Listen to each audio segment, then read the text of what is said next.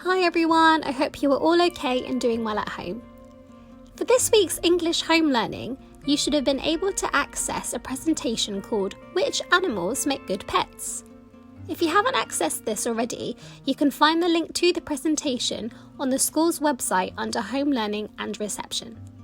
On the presentation, you will find lots of different pictures of animals and questions that you can answer. Your task for this week is to choose a few questions to answer and write them in your book. Today, I will be writing about the lion. And the question is this animal a good pet? Why or why not? I am going to show you how I will answer this question, so keep watching to find out.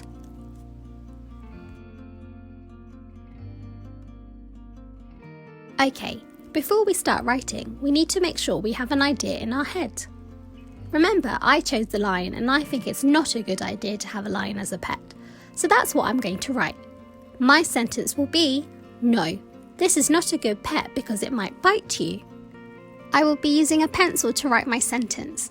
Don't forget to hold it properly, pinching it so that it sits comfortably in between your fingers. Okay, I'm going to start at the top left-hand side of my page. Remember, we have to always start with a capital letter, and because I'm writing the word no, I'm going to start with a capital N. No is also one of our tricky words, so we should all know how to spell that already. Now that I have written no, I need to remember a finger space. To help me do this, I'm going to use the finger on my other hand to help me, and I'm going to put this in between no and my next word, which is this.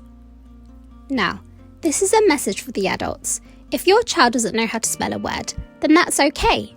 Encourage them to use their phonics to sound out a word.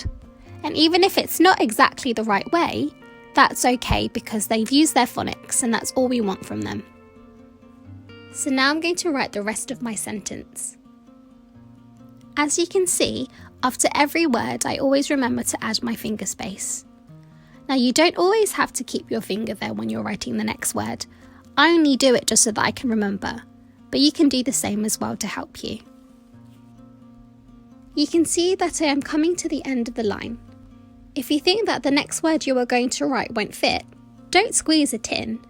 Go underneath to the next line and start at the left again. I'm going to write the rest of my sentence now. I am taking my time, and this is because I want to practice my letter formation, which is what I want you to do. It's okay to be slow, you don't have to rush. When you take your time, it shows that you're working really hard and that you're making sure that your letter formation is super neat.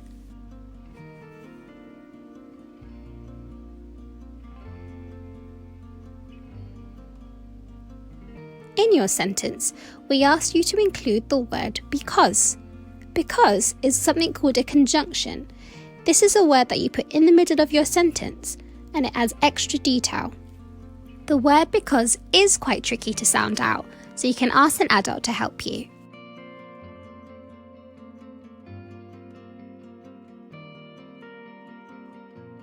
I am just going to speed up the rest of the video so that we can get to the end of my sentence.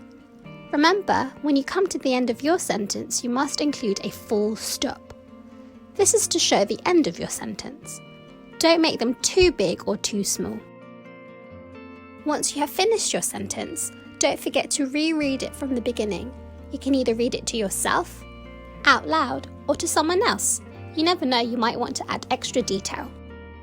Once you are happy with the sentence you have written, time to draw. Now, I know you are all so much better at drawing than me, but I'm going to try anyway. I'm going to speed up the video so you can see my drawing of the lion.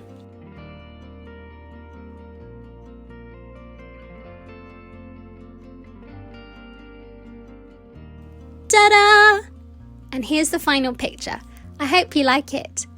Please upload a picture of your sentences and picture onto Tapestry, or you can send it to us via the reception email. Thank you for watching, Reception.